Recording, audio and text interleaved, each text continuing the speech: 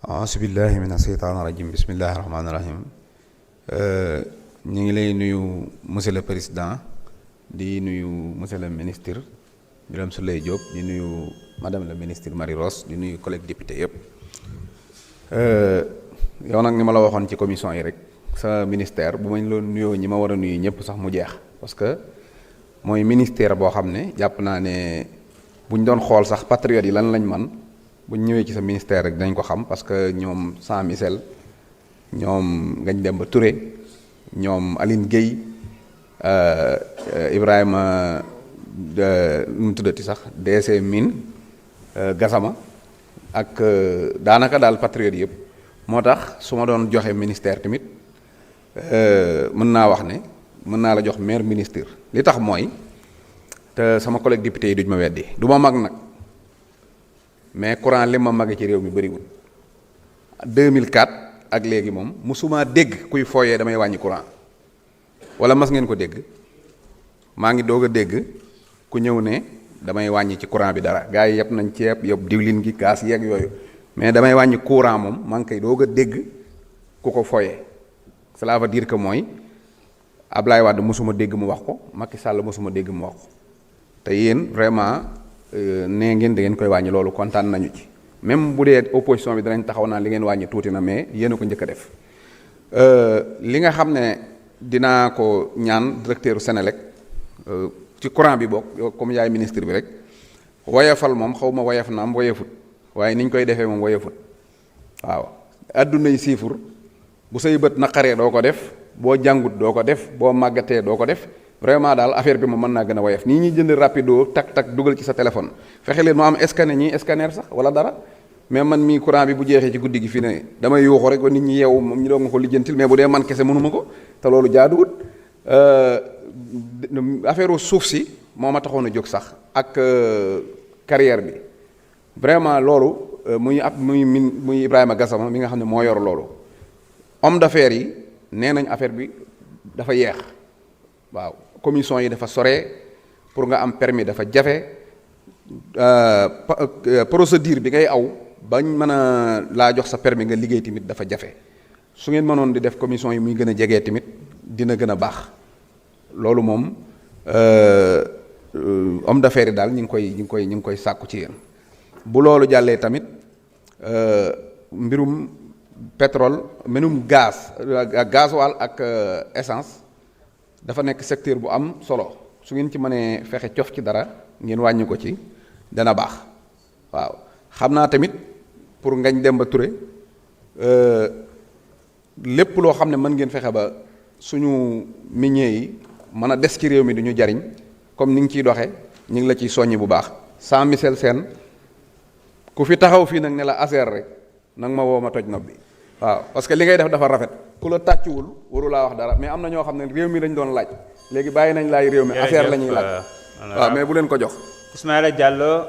mën nga ñëw jël kàddu Mouhamed Sall mën nga waajal.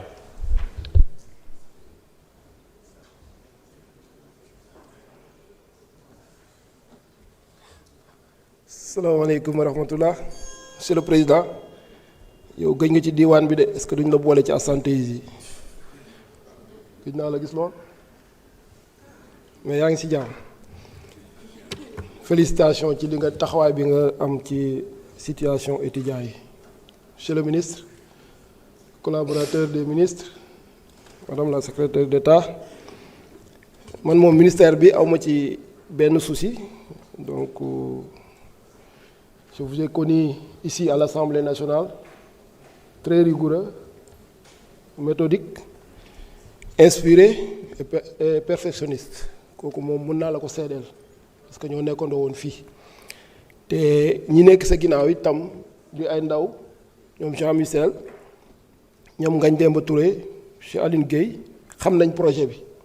moo tax fii man awma ci benn souci xam naa ne taxawaay bu ma sëkk ngeen ci naraam incha allahu rabbi ndax tàmbalee ngeen a taal bu baax a baax ñun ñoo ngi koy yëg dans nos départements et continuer ainsi parce que un pays ne peut pas se développer dans l'obscurité c'est pas possible et moi je compte beaucoup sur l'équité territoriale mënuma dem campagne fekk dëkk boo xam ne ñu ne en 2025 amul courant loolu moom ça me met hors de moi mais heureusement yéen a ngi ci yoon bi di nuyaale DG Sénélec ministre des finances nag fan yi day bañ ñiy wax jàmbat yi di wax préoccupation yi je comprends bien parce que situation économique moo tax def nañ cadrage budgétaire bi distribuer nañ enveloppe yi xëy na dinaan mënu leen comprendre loolu ba pare di continuer di jàmbat donc day bëgg ñuy def ay solutions non budgétaires c'est-à-dire di wax ay xalaat yoo xam ne du yokk koom man nag amoon naa ci tuuti loi de dérégulation laa bëggoon en libéralisant le secteur énergétique bon dañañ casser nag le monopole de la Sénélec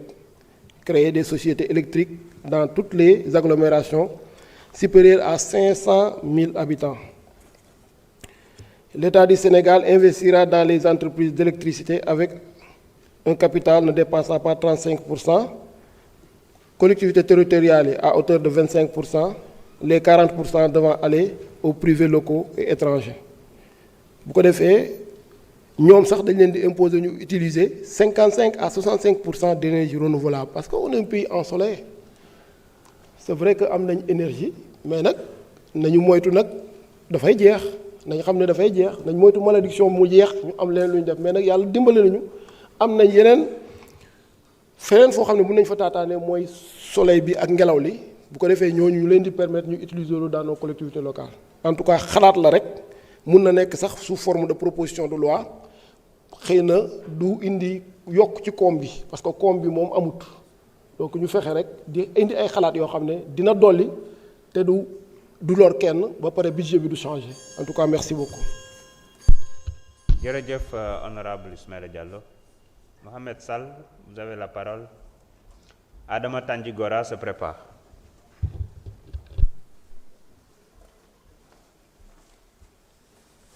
Assalamu alaikum, monsieur le ministre maa ngi leen di nuyu ak ses collaborateurs yi.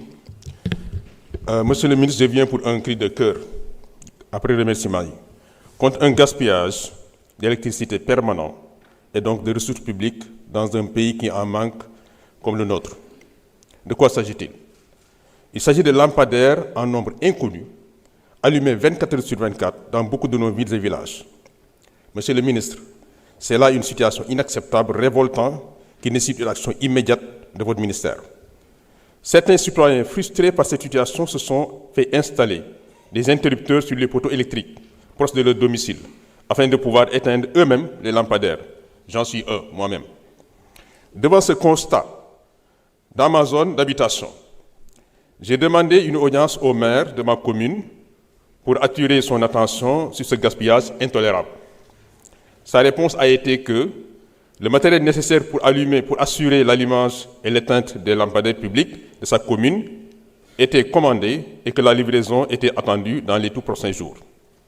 Tenez-vous bien, monsieur le ministre, cette audience a eu lieu il y a maintenant plus de 3 ans. Aucune solution enregistrée aujourd'hui. Monsieur le ministre, que comptez-vous faire de manière immédiate pour arrêter et faire arrêter ce gaspillage aberrant de nos ressources publiques? Merci. Merci, honorable. Adama Tandjigora, Maguette Sène se prépare.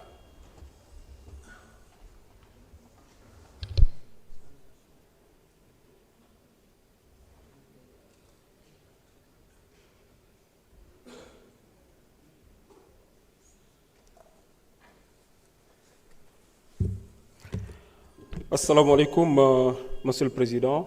Monsieur le Ministre, Madame la Secrétaire d'État et ses collaborateurs, honorables députés, Mesdames et Messieurs.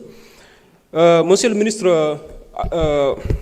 interpellé dans le cadre du programme OMVS et plus précisément du projet SOGEM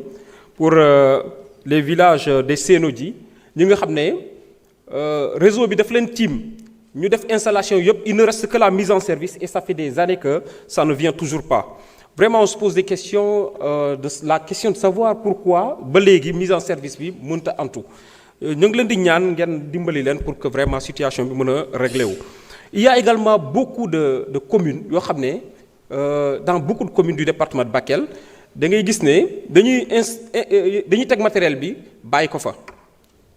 pendant des mois ou bien pendant des années duñu ñëwaat pour defar installation yi. am na ay dëkk yoo xam ne y a rien pourtant c'est de gros villages tey xam nañ ne développement ak sécurité électricité mooy fondement bi ñoo ngi lay ñaan nga gëstu côté boobu noonu moo tax interpellé woon naa DG Jean-Michel pour ne ko waa Bakel ñoo ngi koy xaar et j'insiste là-dessus vraiment ñoo ngi lay xaar. alors donc Asifor yi monsieur le ministre Asifor yi dañoo am ay jafe-jafe parce que dañuy consommer mauvaise gestion souvent mooy tax ñu consommer électricité bu bari ñu jékki-jékki dagg leen dagg boobu noonu day tax ba duñu ko mën a fayaat. je prends l'exemple de la commune de Diawara et la commune de Kidira ñaari communes yooyu dañoo endetté à coût de millions. Pour donner le cas spécial de Kidira 74 millions de dettes lañ fa la fa SOSES bàyyi et aujourd'hui l'Asifor Kidira c'est une ville de 17 000 habitants mais woyofal la ñuy fonctionner xam nga ne loolu dafa jafe c'est très compliqué ñoo ngi lay ñaan bu fekkee mën nga xoolaat la dette la annuler ko wala ñu xool ban solution lañ ci ut pour que dëkk bi mën a fonctionner correctement pour une ville de 17 000 habitants quand même wax dëgg yàlla ndox war na mën a am correctement te woyofal mënu ko doxal très sincèrement je crois que loolu noonu war nga cee mën a def dara et j'espère que di nga ko def également bu fekkee monsieur le ministre mën nga liggéey ak waa OFOR pour gën a mën a installer ay système solaire avec des batteries pour le stockage bien sûr moom mooy gën sax côté boobu vraiment maa ngi lay ñaan nga gëstuñu ci boobu aussi. les périmètres irrigués de Yafeera dafa nekk dëkk boo xam ne agriculture daf cee développé bon maintenant ils avaient un périmètre irrigué malheureusement bàyyi nañ ko pendant des années et pendant tout ce temps li ñu waroon a fay ci facture courant mu ngi doon continuer je crois qu'ils payaient 150 000 francs quelque chose comme ça par mois et ils l'ont laissé pendant des années jékki-jékki ñu bëgg a reprendre mais ñu ne leen am ngeen facture une dizaine de millions. loolu vraiment bu fekkee mën nañ leen annuler loolu ñu mën a reprendre dina doon lu baax. maa ngi lay sant merci beaucoup honorable. merci.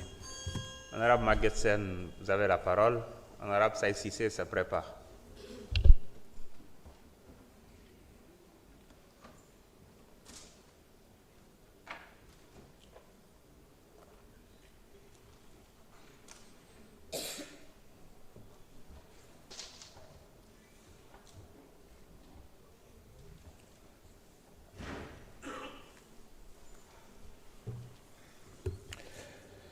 Assalamu alaikum. Monsieur le ministre de l'Énergie, Monsieur le ministre des Finances et du Budget, Madame la secrétaire d'État, Monsieur le président de l'Assemblée, chers collègues. Monsieur le ministre, waxoon naa ko commission dama koy bëgg a répété waat fii pour wax importance bi élu yi accordé ci loolu mooy système de ristourne bu ñuy suggérer bu ko Senelec mënee créer pour les communes qui investissent dans l'extension des réseaux. Des communes volontaristes mettent beaucoup d'argent et énormément d'argent pour faire l'extension de leur réseau électrique. Je crois que Senelec, pour encourager les maires à faire plus dans l'extension de l'énergie électrique, waroon na mën a créer benn ristourne spécial boo xam ne bi boo à partir d'un certain investissement Senelec am lu mu la jox. La taxe sur l'électricité aussi, monsieur le ministre, il y a pas de lisibilité pour les municipalités. Voilà, da ngay toog rek ñu jox la benn chiffre doo xam nan nañ ko calculer. Léeg-léeg benn commune boo xam ne bii c'est moins grand il y a moins d'infrastructures parfois ëppale taxe sur l'électricité à une commune boo xam ne vraiment il y a des industries il y a beaucoup d'infrastructures. Donc je crois que les maires ont besoin d'une meilleure visibilité sur la taxe sur l'électricité pour que Senelec di ci communiquer ak ñoom. Beneen point bi may wax mooy la mine de Gade Bissik que le DG Ngagne Demba Touré connaît très bien, note également les députés du département de Bambey, puisque c'est chez mes parents. Donc j'ai été là-bas l'année dernière, mais la mine est trop proche des habitations, trop proche. Ça dégage énormément de poussière. ci jamono jii ñu nekk toll ci bees gerte jëm ci kanam daanaka population yi dañuy feebar ba keroog ngelaw mi dootul amati. Donc c'est les villages de Darou Kane, de Taïba, de Waalo, Kër Soma, Diakhal, Sitor,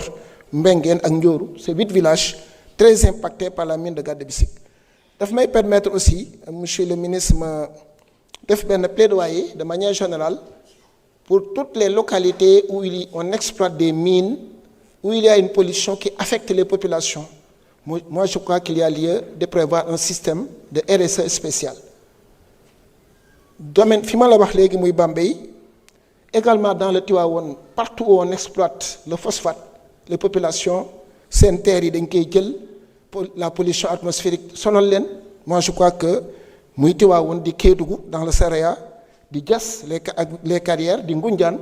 toutes ces localités là moi je crois qu'il y a un traitement spécial bu ministère bi war a xool pour que population yi yëg ne coono bii ñuy dund kat en retour am na lu jógee ca mine ya wala ci exploitation yi ñëwaat ci ñoom donc je crois que loolu en tout cas la amoon comme ay kàddu doon ko rootal di jaajëfalaat ñëpp salaamaaleykum wa rahmatullah. jërëjëf honorable Say Cissé mën nga ñëw jël kàddu Thierno Alassane Sall mën nga waajal.